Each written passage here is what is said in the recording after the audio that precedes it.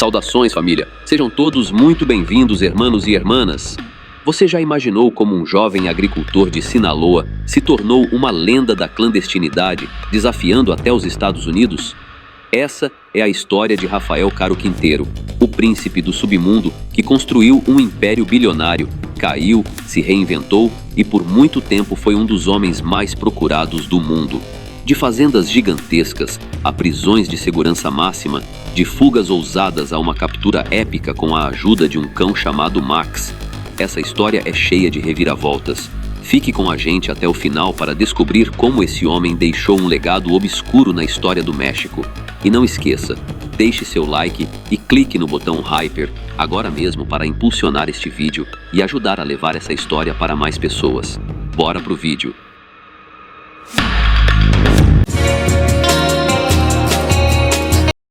¿Cómo es explicable que el DEA, los antinarcóticos norteamericanos, te hayan señalado como uno de los principales mercados?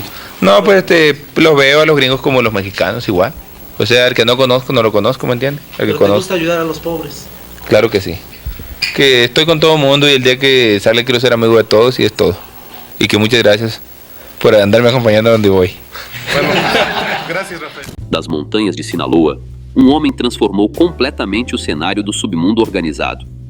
Rafael Caro Quintero, em apenas 10 anos, saiu da vida simples de agricultor, sem estudos formais, para se tornar uma figura central no mundo do contrabando. Ele construiu um dos maiores impérios de cultivo de erva da história, com sua fazenda, conhecida como Rancho Búfalo, produzindo milhares de toneladas por ano.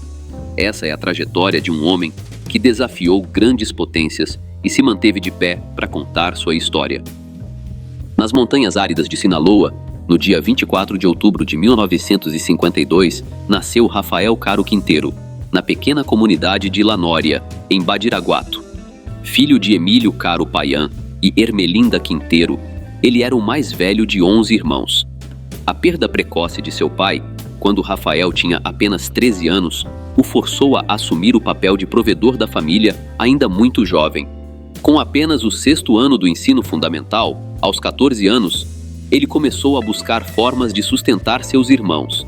Movido pela necessidade, Rafael deu seus primeiros passos no cultivo de plantas em uma região conhecida como Triângulo Dourado, uma área montanhosa entre Sinaloa, Chihuahua e Durango, famosa por sua produção agrícola. Nesse ambiente, o jovem aprendeu rapidamente os caminhos do comércio local. 2 anos depois, em busca de novas oportunidades, ele se mudou para Caborca, no estado de Sonora. Na cidade de Caborca, Rafael começou trabalhando com criação de gado. Aos 18 anos, enquanto trabalhava como motorista de caminhão, ele teve um encontro que mudaria sua vida para sempre. Ele conheceu Pedro Avilés Pérez, uma figura muito influente no comércio ilícito, apelidado de Leão da Serra, que o apresentou ao universo da clandestinidade. Rafael se mostrou um aprendiz extremamente habilidoso. Sua inteligência natural e talento para negociações compensaram sua pouca formação escolar. Em pouco tempo, ele construiu uma rede de contatos no submundo e alcançou seus primeiros sucessos financeiros no comércio de produtos ilegais. Sua capacidade de inovar e sua visão estratégica o destacaram entre outros na década de 1970. Um marco em sua trajetória foi se unir a Miguel Ángel Félix Galhardo e Ernesto Fonseca Carrillo, conhecido como Dom Neto. Juntos, eles fundaram a primeira grande organização de comércio ilícito do México, o Grupo de Guadalajara. Essa parceria marcou o início de uma nova era no comércio ilícito do México, com uma organização mais estruturada e alcance global. No coração do grupo, Rafael Caro Quintero se destacou na produção de erva. Sua grande inovação foi revolucionar o cultivo, desenvolvendo uma técnica para produzir em massa plantas femininas sem sementes. Essa descoberta trouxe 2 vantagens incríveis. Aumentou a qualidade do produto e facilitou muito o transporte. Como resultado, a procura nos Estados Unidos explodiu, transformando Rafael em uma figura lendária no submundo organizado. Sua maior conquista foi a fazenda Rancho Búfalo, localizada em Chihuahua.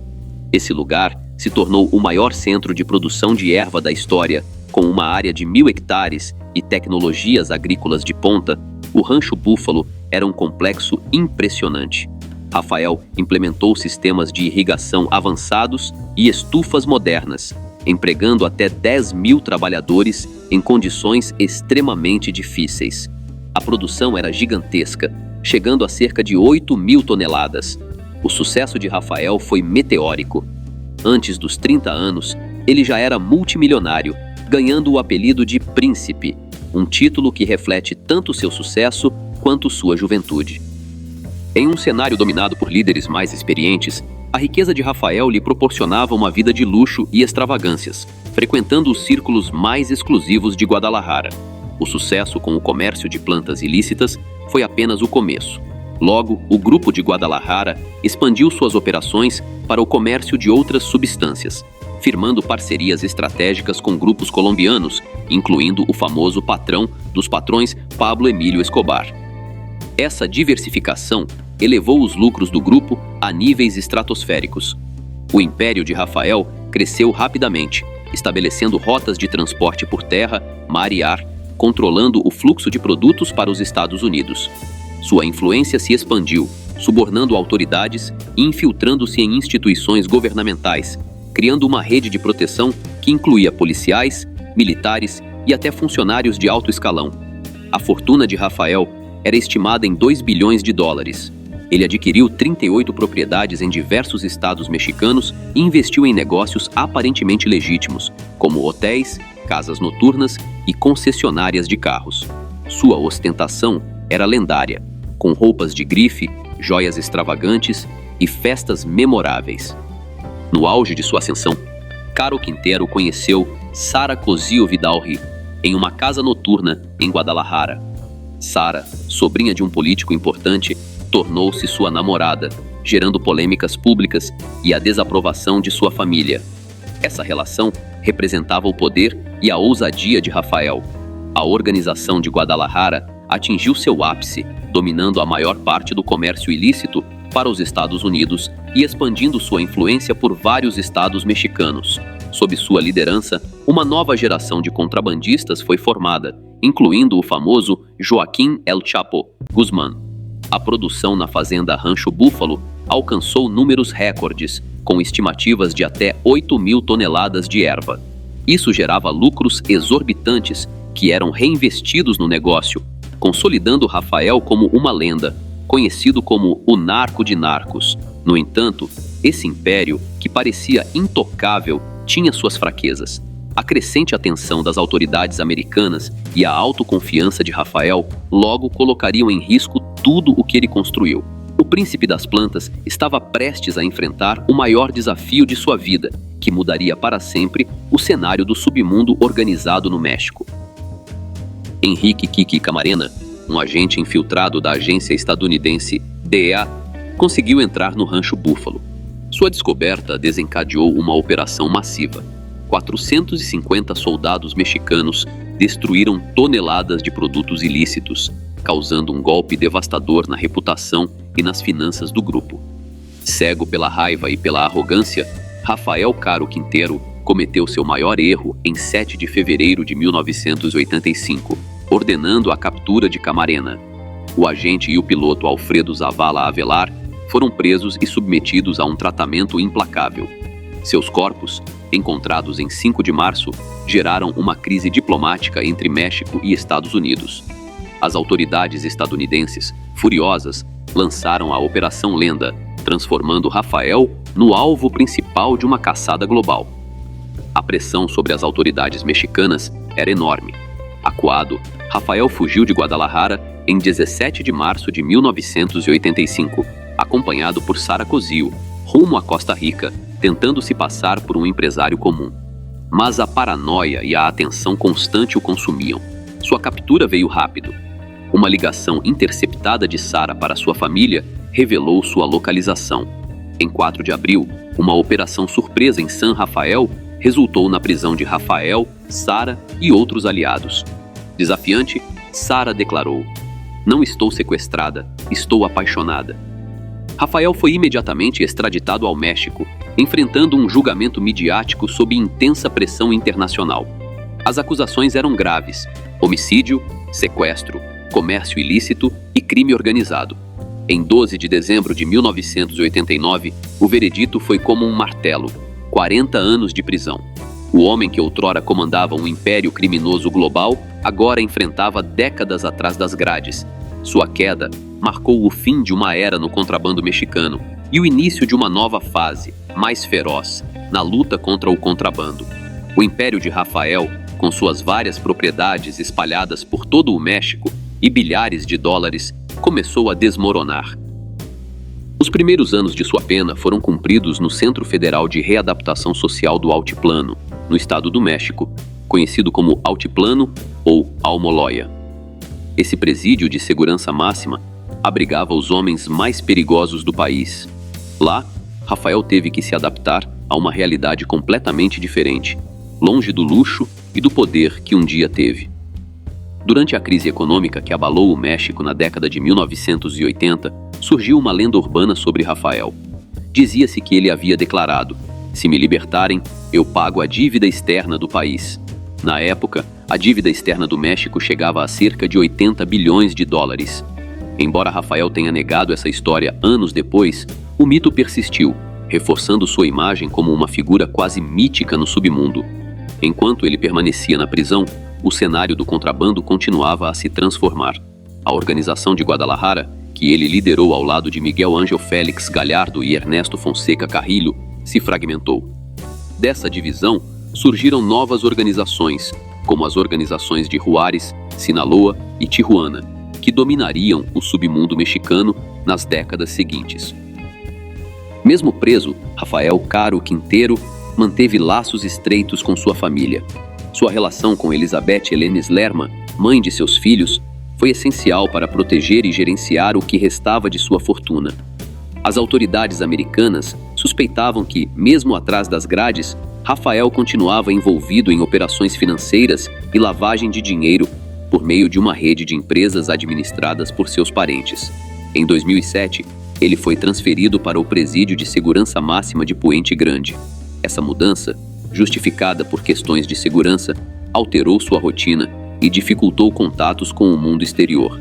3 anos depois, em 2010, ele foi levado para o Reclusório Preventivo de Guadalajara, após um juiz federal conceder um recurso, alegando que o governo não conseguiu provar que ele ainda representava um perigo significativo. Durante seu tempo na prisão, Rafael era descrito como um homem calmo e reservado. Ainda assim, sua influência no submundo organizado permanecia viva. Havia rumores de que ele continuava gerenciando operações de dentro da cela, embora em escala muito menor do que em seus tempos de glória. Enquanto isso, sua equipe jurídica trabalhava incansavelmente para conseguir uma libertação antecipada, aproveitando mudanças no sistema judicial mexicano. No entanto, a pressão constante das agências estadunidenses, que supostamente nunca esqueceram a queda de Enrique "Kiki" Camarena, tornava qualquer chance de clemência quase impossível. A vida de Rafael na prisão era um lembrete constante dos riscos e consequências da clandestinidade. Sua queda, de um império no topo do submundo para uma cela de segurança máxima, servia como alerta para quem pensava em seguir seus passos. Mesmo assim, sua lenda só crescia, alimentada por músicas populares e histórias que circulavam dentro e fora das prisões. Após 28 anos atrás das grades, o destino de Rafael deu uma guinada inesperada. Em 9 de agosto de 2013, um tribunal penal emitiu uma decisão surpreendente. O julgamento de Rafael havia sido conduzido indevidamente em âmbito federal. Com base nisso, ordenaram sua libertação imediata, argumentando que Camarena não era um agente diplomático ou consular, e o caso deveria ter sido julgado localmente. Na madrugada, Rafael deixou o presídio de Puente Grande. A notícia viralizou no México e Estados Unidos.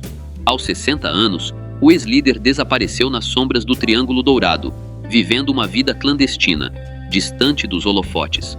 Longe estavam as 38 propriedades espalhadas por Jalisco, Zacatecas, Sinaloa e Sonora, enquanto rumores sobre seu paradeiro se espalhavam pelo México.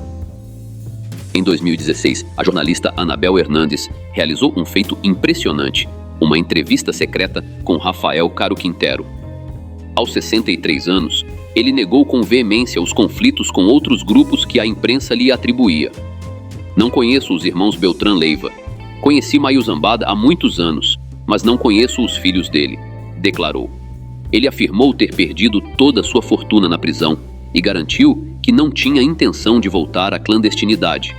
No entanto, suas palavras pareciam contrastar com os movimentos no submundo. A reação internacional foi imediata. O governo dos Estados Unidos expressou indignação e a DEA se disse profundamente preocupada. Peter Carr, porta-voz do Departamento de Justiça, reforçou que os esforços para levar Rafael a enfrentar acusações nos Estados Unidos continuariam. As tensões diplomáticas entre México e Estados Unidos cresceram, reacendendo debates sobre soberania judicial e cooperação na luta contra o crime. Mas a liberdade de Rafael foi breve. Em 16 de janeiro de 2015, a Suprema Corte do México anulou a ordem de libertação e emitiu um novo mandado de prisão. O lendário líder voltou a ser um fugitivo, com 12 anos de pena ainda por cumprir. A caçada recomeçou imediatamente. O FBI o incluiu na lista dos 10 mais procurados, oferecendo uma recompensa de $20 milhões por informações que levassem à sua captura, a segunda maior da história, atrás apenas da de Bin Laden. Autoridades mexicanas e estadunidenses lançaram operações conjuntas, enquanto rumores sobre o paradeiro de Rafael se espalhavam pelo México. Rafael, porém, não perdeu tempo. Em 2017, ele fundou um novo grupo em Caborca, estabelecendo rotas de comércio ilícito em Sonora. Reunindo antigos aliados e novos membros, ele se adaptou rapidamente às mudanças no cenário do contrabando. Seu retorno desencadeou uma disputa territorial. Os filhos de Chapo, conhecidos como os Chapitos, enfrentaram o veterano líder pelo controle das rotas para o Arizona. O norte de Sonora virou um campo de conflitos, com as disputas impactando duramente as comunidades locais. Para se fortalecer, Rafael Caro Quintero buscou novas parcerias. Rumores apontavam uma aliança com um grupo de Juárez para disputar territórios contra a organização de Sinaloa. Essas estratégias o colocaram novamente como uma figura relevante na clandestinidade. O conflito atingiu seu auge com 2 eventos que abalaram o submundo. Em 11 de junho de 2016, houve um ataque em La Tuna, Badiraguato, cidade natal da mãe de El Chapo. A escalada de caos em Sonora e Chihuahua deixou um rastro de destruição, afetando gravemente a população e a economia local. O grupo de Caborca ganhou notoriedade pela agressividade, enfrentando diretamente a célula Salazar, um braço armado da organização de Sinaloa. Apesar da idade avançada, Rafael demonstrou uma adaptabilidade impressionante ao crime moderno. Sua organização adotou tecnologias como drones para vigilância e transporte, além de sofisticados esquemas financeiros usando criptomoedas e negócios digitais. Ao mesmo tempo, ele mantinha seus cultivos lendários de ervas, usando técnicas avançadas que remetiam aos seus dias como o Príncipe, nos anos 80. A figura de Rafael se transformou em um mito vivo no mundo do crime. Novas canções populares celebravam suas façanhas recentes, alimentando debates sobre sua real influência hoje. Seria ele um líder em declínio ou ainda o lendário narco de narcos?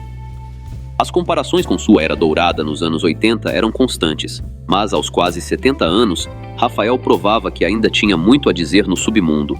Sua influência se estendia à política e à sociedade, com suspeitas de interferência em eleições locais e infiltração em instituições de segurança e justiça. Ele criou uma rede de apoio em comunidades carentes, reacendendo discussões sobre o poder duradouro do submundo organizado. Visto como um líder à moda antiga, sua lenda crescia com músicas e retratos na cultura popular, sendo comparado a figuras históricas como Pablo Escobar. Isso gerava debates sobre o mito versus a realidade de seu poder atual.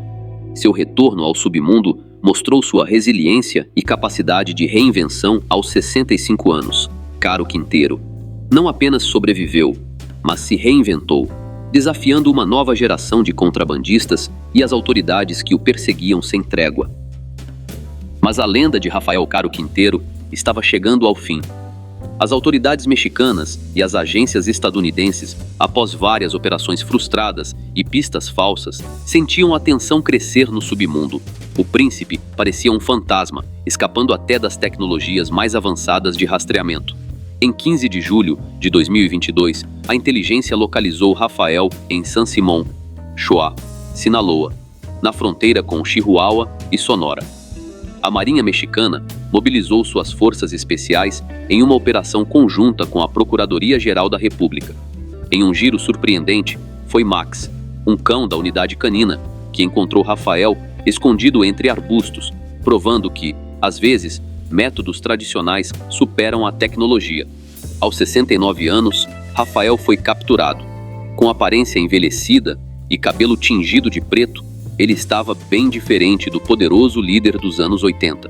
Vestindo uma camisa bem passada e uma jaqueta, ele não parecia um fugitivo desesperado.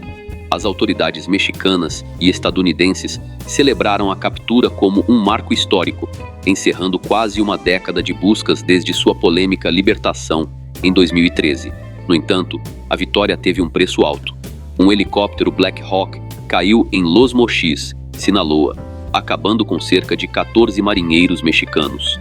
Esse triste acidente ofuscou o sucesso da operação e gerou controvérsias sobre as circunstâncias.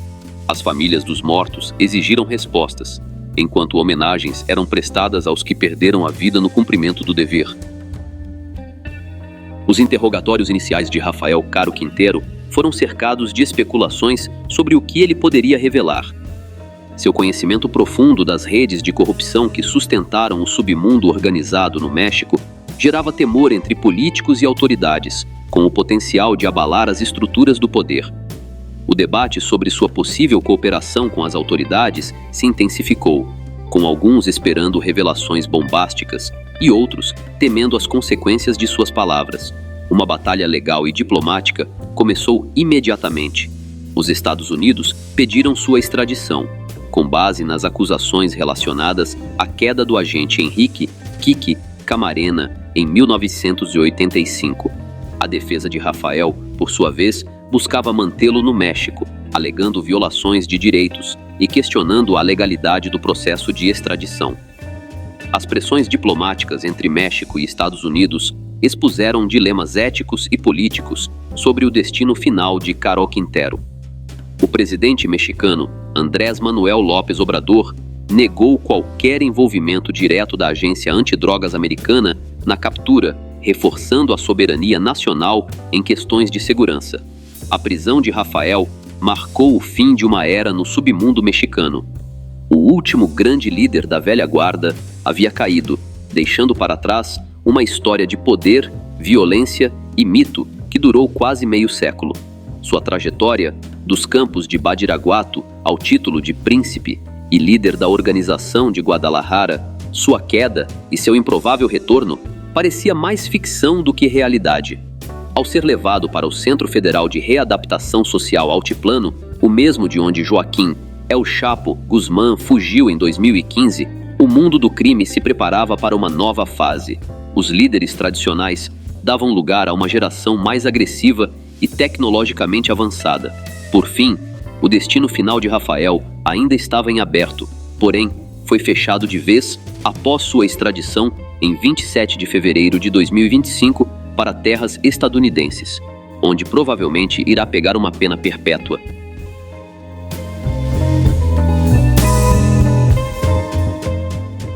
Salve família! E assim termina a saga de Rafael Caro Quintero, o príncipe, que subiu ao topo do submundo organizado, caiu, se reinventou e marcou a história do México com uma lenda que parece mais ficção do que realidade. O que você achou dessa história? Será que Rafael ainda tem segredos para revelar? Deixe seu comentário abaixo, curta o vídeo e se não quer perder mais histórias incríveis como essa, clique no botão de inscrição e ative o sininho. Torne-se também membro do canal para apoiar meu trabalho e ter acesso a conteúdos exclusivos. Eu agradeço por ficarem até aqui. Até a próxima.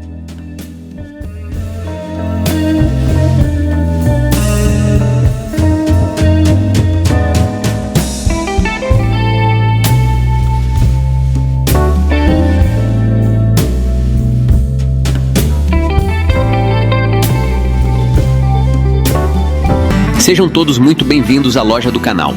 Vocês amam séries e filmes que marcaram suas vidas? Agora é hora de levar seus ícones favoritos para onde você for. Na loja do canal, temos as melhores capas personalizadas para celulares, com designs exclusivos dos maiores sucessos do cinema e das séries. Quer o clássico terno preto de um mafioso icônico? A imagem que te marcou no filme? Ou o rosto marcante daquele personagem inesquecível? Aqui você encontra tudo isso e muito mais.